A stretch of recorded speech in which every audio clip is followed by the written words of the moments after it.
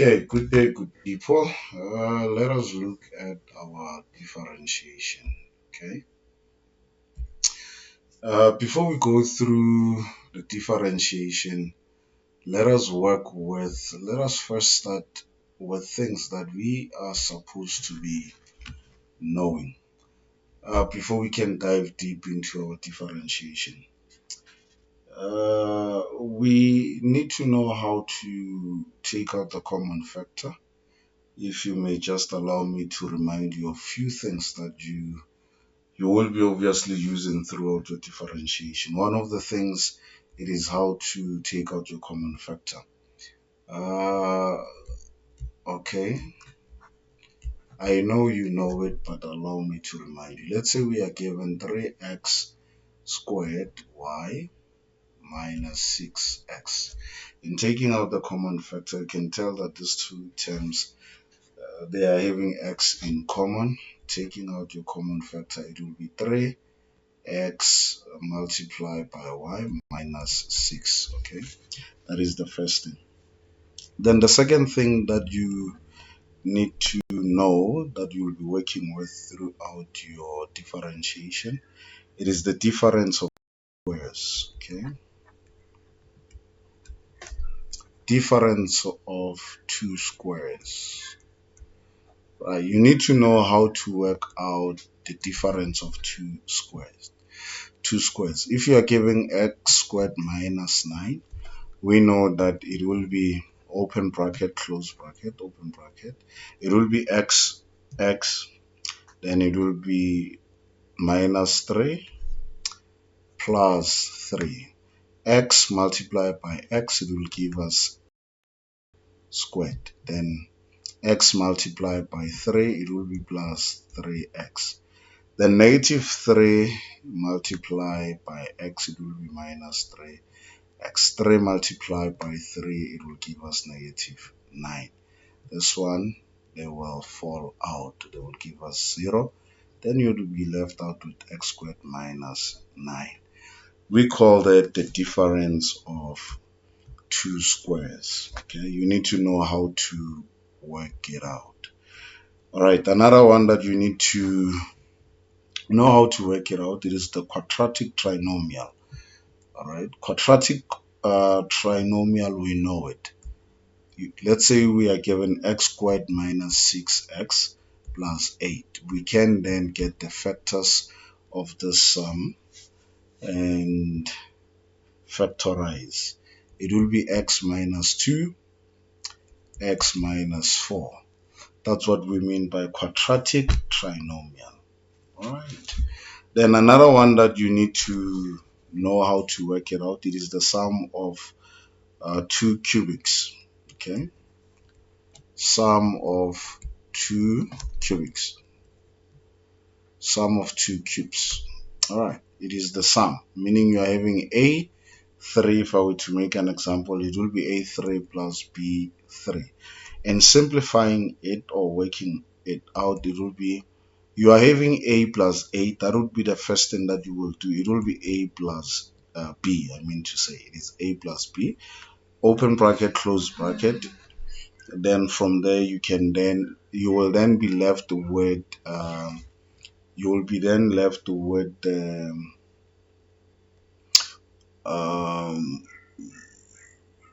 sum of two squares thereafter. Then you can then expand it, factorize it or whatsoever. Then it will be a squared minus ab plus b squared, in simplifying it further. Then another one would be the difference of two cubes. That one, it was the sum of two cubes, meaning you are having a plus sign. It is a cube plus b cube. Then the second one would be the difference. The difference, it's a minus, right? Difference, it's a minus. It means you are having a cube minus b cube.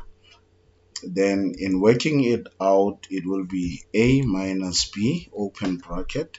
It will be a squared plus ab plus b squared, because the negative multiplied by that, it will give us this negative there. These are the things that we are supposed to be knowing before we can dive deep into our differentiation. All right. Now, before we can even go further, let us then look at, because the first thing that we need to deal with, it is the limits. But before we can deal with the limits, let us then look at the properties of your limits. Okay, let us look at the properties of your limits.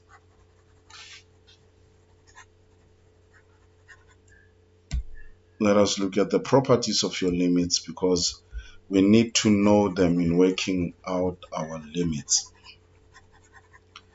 I'm trying to make mathematics to be easy. This Greek that it is called mathematics, I'm trying to make it easy so as to see that mathematics, it is easy, good people. All right. Let us then look at the properties of limits and their applications. Okay. The first property that you need to know, limit, let's say limit k, in this case k, it is the constant. Let's say x approaches a. Now, in working out or simplifying it further, it will be equals to k, because the limit of a constant number, it is that constant number. Let us look at its application. Let's say we are given limit 5, x approaches 3. The answer, as per the property of your limit, it will be what? 5. Yeah? I know that you know these properties. Like I said, we'll first deal with things that we are supposed to be knowing, the pre-knowledge. Let's say now we are given limit of f of x, all right, as x approaches a. Now, in dealing with it will be FA, because where there's A, you will substitute it with what? Where there's X, you will substitute it with what? With A, because we are told that as X approaches what? A.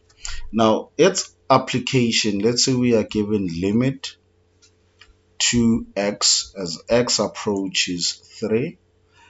Then when we do the direct substitution, we will have 2 multiplied by 3. Then the answer would be 6 then. All right. Then another property of your limit, it will be limit, open bracket, constant, multiplied by f of x, close bracket, as x approaches a. Then in simplifying it or solving it, it will be constant, limit f of x as x approaches a. You can then substitute x with what? With a.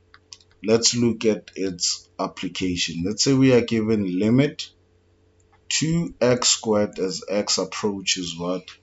Approaches 3. Then in doing the direct substitution, it will be 2 open bracket 3 squared. Then our answer there would be 18. Now, these are the properties that we'll be working with throughout our differentiation. Another one, it is limit x approaches a, open bracket, f of x, plus or minus gx. All right. Now, when you deal with this one, the fact that we are having plus or minus there, you can then separate it in solving it. But if you are applying direct method, it doesn't matter. The answer will be the same and the correct one. Right. For instance, if you are given limit open bracket x squared plus 2x plus 1 close bracket as x approaches 3. Yes, as x approaches 3. If we were to apply this to that property, it means we will have, if I were to apply that, we will then have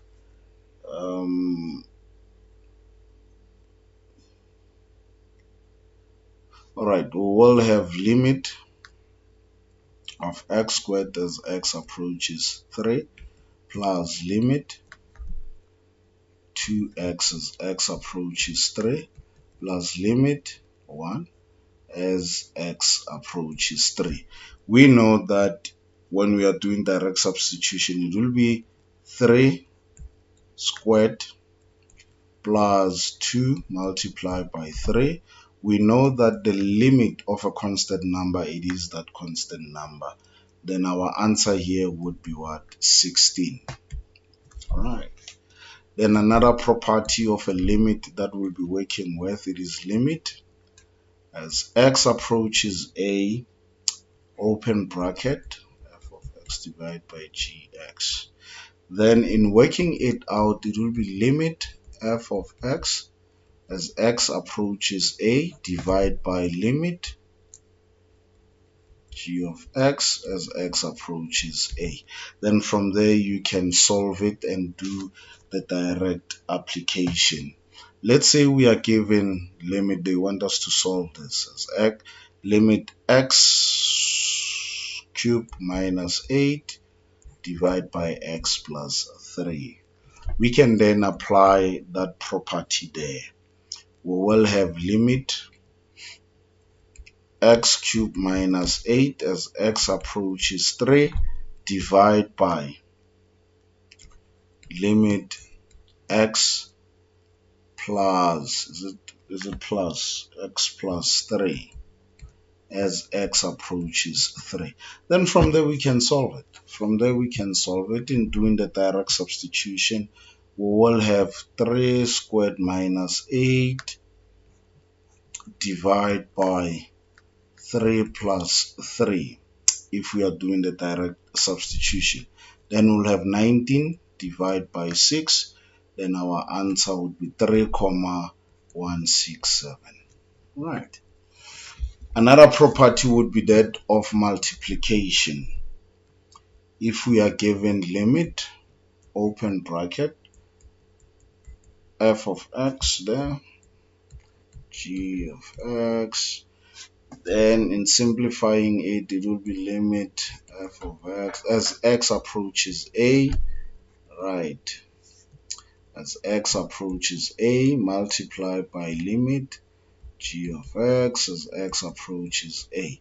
Then from there you can apply. If our a, then here we will have a, right, let's say it will be a multiplied by a, then we get our answer as a squared.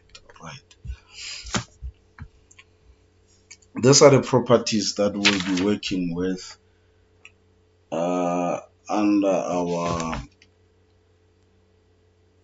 differentiation. These properties, we should be knowing them off by heart. Alright, before we then do the applications and all that, another properties that you should be knowing, it is this one, limit as x approaches the infinity, 1 over x. If we are given something like this, it will be equals to 0. Okay, it will be equals to 0. All right, another one would be limit k divided by x as x approaches infinity, then our answer would be 0 there. Another one would be limit as x approaches infinity, k divided by x to the power n. Still, when we are dealing with this limit, it will give you what? 0 there. Okay, those are the properties that we'll be dealing with. Now, from there, we will then look at various techniques that we will be using to evaluate limits of determinants. All right, we'll apply various techniques regarding that. I will post another video regarding those various techniques that we need to use in evaluating our limits. Thank you, good people.